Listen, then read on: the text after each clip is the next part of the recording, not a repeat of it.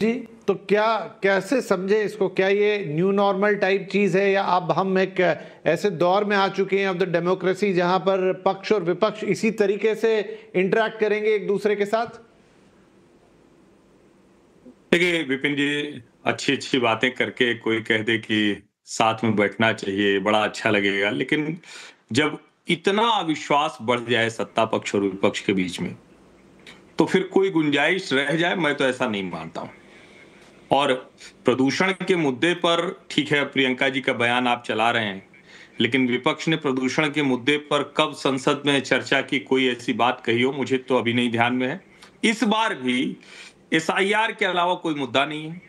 पिछले जितने संसद के सत्र बाधित हुए उसमें आप मुद्दों को उठाकर देख लेंगे तो अलग अलग मुद्दे थे जो आम तौर पर हम आप कुछ भी कहें, जनता को नहीं लगा कि विपक्ष उनके मुद्दे उठा रहा है।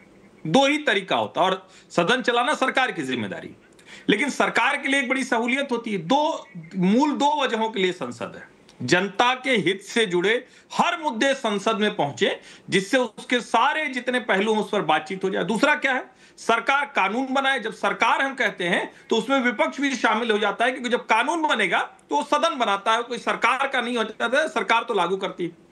अब दूसरा वाला हिस्सा तो फिर भी चल जा रहा है, लोग वॉकआउट कर जाएंगे, कम संख्या में रहेंगे, पास हो जाएगा, सरकार पारित करा लेती है। लेकिन जो कार्रवाई चल रही है कितनी चल रही, किसी मुद्दे पर गंभीर चर्चा पिछले कई सत्रों से होती हुई नहीं दिख रही। कुछ कुछ विषयों पर छोड़ दीजिए, जब प्रधानमंत्री को किसी चीज का जवाब देना है, जब कोई बड़ा मुद्दा है, तो जैसे मणिपुर हुआ या ऐसे कोई मुद्दे, उस पर भले जनता सुनना चाहती है ना। जो नए सांसद हैं उनको भी तो कुछ सीखने का अवसर मिलेगा। अब एसआईआर के मुद्दे पर जरा सोचिए, सरकार ने कहा ठीक है, चुनाव सुधारों पर हम बात करेंगे। एसआईआर क्या सचमुच एसआईआर का सदन में उस पर कोई चर्चा हो, कोई बहस हो, उसकी जरूरत थी?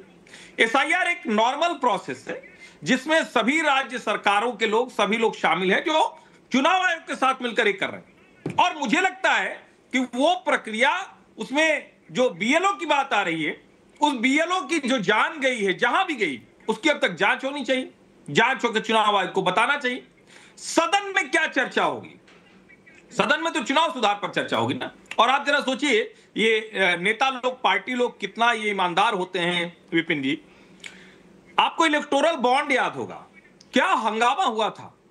सर्वोच्च न्यायालय से निर्णय आया कि उनके नाम सामने आ जाएंगे, सब बदल जाएगा। लगा कि जैसे किसी एक पार्टी को होगा।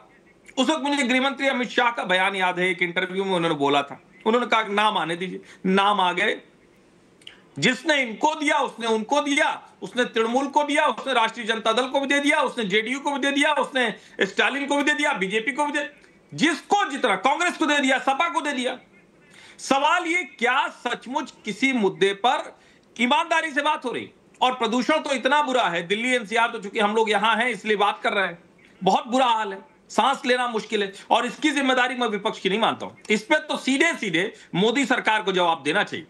ये जवाब इसलिए भी उनको देना चाहिए, सर्वाधिक राज्यों में उनकी सरकार, सिर्फ दिल्ली एनसीआर का बुरा हाल नहीं, पूरे देश में क्या कोई बड़ा प्लान दिख रहा है? मैंने आज अभी देखा, एक पोस्ट है, पर्यावरण मंत्री जी ने डाला है कि 6वीं मीटिंग उन्होंने चेयर की। निकला क्या? उपाय क्यों नहीं निकल पाया? क्या इन मुद्दों पर सचमुच कोई बात कर रहा है? मुझे तो नहीं लगता बात कर रहा। और उसकी एक बड़ी वजह यह भी है कि राहुल गांधी एक, जिसको कहते हैं ना, इंटरवल पॉलिटिशियन के तौर पर नजर आते हैं। आप कुछ भी कह लें, नेता विपक्ष वही है। अगर वो गंभीर नहीं है, उनका रेणुका चौधरी के कुत्ते वाले बयान पर, उनका बयान आपने सुना, रेणुका चौधरी वो भौं भौं करके चली गई।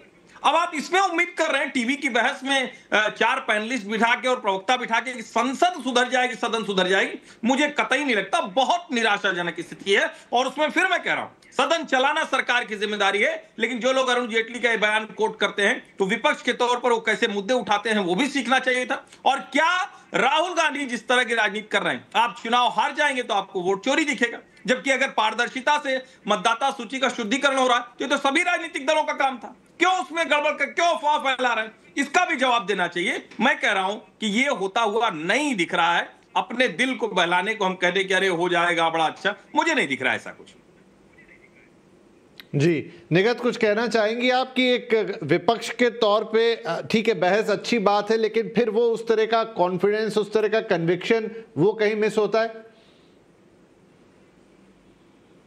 नहीं, कैसे मिस होता है? अभी प्रेम शुक्ला जी के सामने मैंने इतने सवाल रखे कि ये डिस्कशन करिए बेरोजगारी पर, महिलाओं पर ये डिस्कशन करिए, तो उन्होंने कहा हाँ डिस्कशन करते हैं, हाँ डिस्कशन करते हैं, पर क्या कहे, ये तो बड़े एंथुजियास्टिक है डिस्कशन करने के लिए, पर इनके सांसद सदन में करना नहीं चाह रहे। और ये इन्फ्लेशन, महंगाई की बात कर रहे थे, इन्हें याद दिला दूं, फूड इन्फ्लेशन 12% है भारतीय जनता पार्टी की सरकार में। 45 वर्षों में पहली बार बेरोजगारी का दर इतना बड़ा है मेरे भाई, उस पर चर्चा आप लोग कर नहीं रहे हैं। और अगर पेपर लीक की बात कर ले तो स्टेट्स को भूल जाते, पूरे देश को, भारतवर्ष को आपने अड्डा बना दिया पेपर लीक का। आप लोगों की सरकार में पेपर लीक हो रहा है। देखिए, मैं किसी के बीच में नहीं बोली विपिन जी, मैं किसी के बीच में नहीं बोली। सिर्फ मैं इतना आग्रह कर रहा हूँ, सिर्फ आग्रह में कोई बीच में नहीं बोल रहा हूँ। वरिष्ठ है, मैं नहीं चाहती कि मैं बेइज्जती करूं। इन्हें बोलिए बाद में बोलिए, इन्हें बोलिए बाद में बोलिए, विपिन जी इन्हें बोलिए बाद में बोले, इन्हें बोलिए मुझसे बात बोले। चेक कीजिए, सिर्फ फैक्ट चेक मांग रहा हूं। 2020 से 2000 फूड इन्फ्लेशन निगत जी, प्रेम जी, ठीक है, एक एक करके ले लेते हैं। आप अपनी बात कंप्लीट कर लीजिए निगत जी, और फिर प्रेम जी आप उसका जवाब दे दीजिएगा पूरा।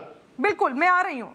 बाउंड्री वायलेशन एलएसी की 2020 से 2024 के बीच में 100 दफा से अधिक बार हुई है। टेररिस्ट अटैक कितनी दफा हो चुके बता नहीं पाएंगे ये लोग, क्योंकि इनके पास ही गिनती नहीं है। इस साल के 2 ही बता दे क्यों हुए और कैसे हो गए, और इतना बड़ा सिक्योरिटी लैप्स कैसे हो गया विद इन 6 मंथ्स, ये भी बता दे तो बहुत बड़ी बात है। एक तो दिल्ली देश की राजधानी में हुआ है, मणिपुर पर नग्न किया गया औरतों को और इन्होंने कुछ नहीं बोला। और जरा मैं याद दिला दूं, मैं एक वीडियो आपकी अनुमति के साथ यहां सुनाना चाहती हूँ, और मेरी नहीं, आपकी नहीं, देश के प्रधानमंत्री नरेंद्र मोदी जी की है।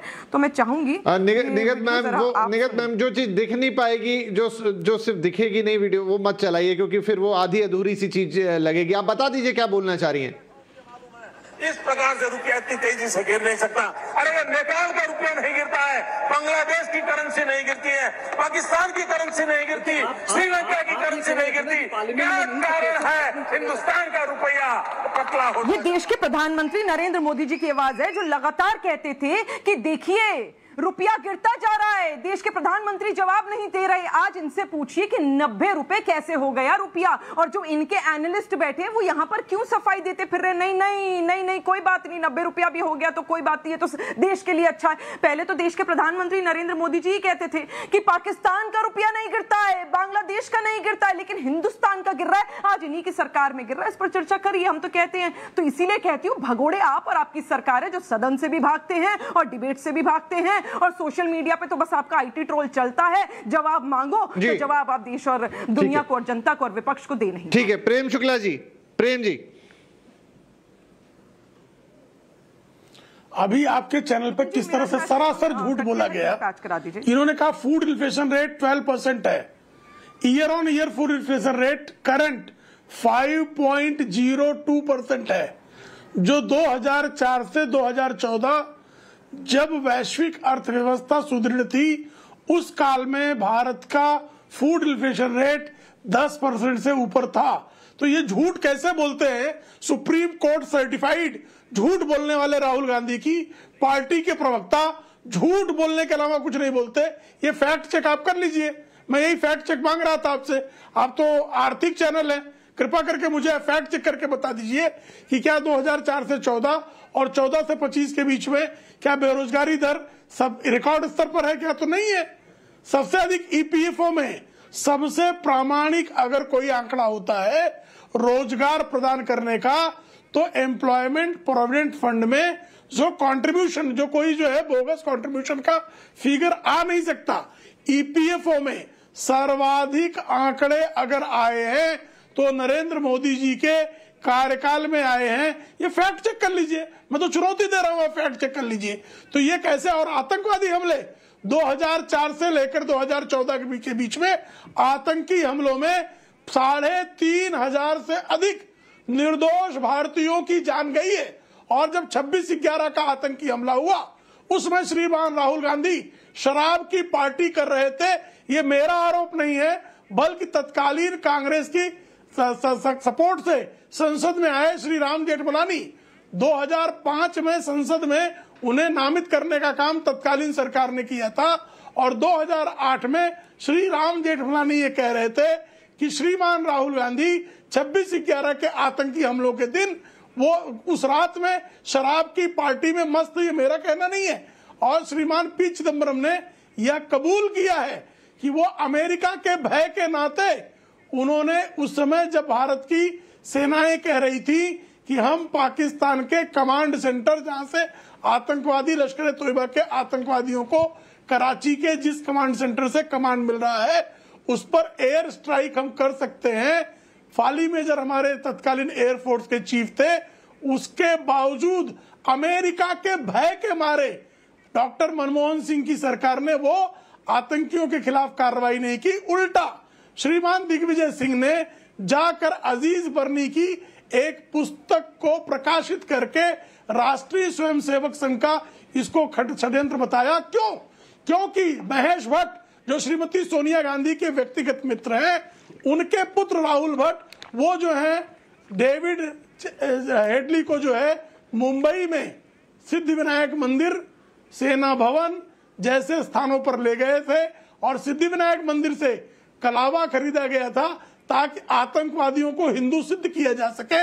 अगर तुकाराम ओमड़े ने अपना बलिदान देकर अजमल कसाब को जिंदा नहीं पकड़ा होता आप कुछ भी तो उस आतंकवादी हमले को श्रीमती सोनिया गांधी, जिन्होंने समझौता एक्सप्रेस ब्लास्ट को सफदर नागौरी द्वारा बाकायदा लाई डिटेक्टर टेस्ट में, नार्कोलाइसिस में ये कबूल किए जाने के बावजूद कि उस आतंकी हमले में लश्कर ए तोयबा का हाथ था, उसको हिंदू आतंकवाद बताया था, तो पाकिस्तान और चीन के इशारे पर नाचने वाले, जिनके बयानों का दुरुपयोग बारंबार संयुक्त राष्ट्र में पाकिस्तान करता रहा है, ऐसे लोग आतंकवाद पर चर्चा करना चाहें तो स्वागत कर रहे हैं।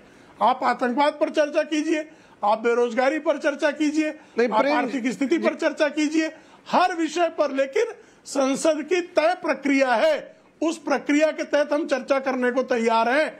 आप जो आप तो राहुल गांधी को ठीक है, मैं यहाँ पे एक संसद की स्थापना से बनी है, उस प्रक्रिया का आप अनुसरण कीजिए, हम कहाँ मना कर रहे हैं।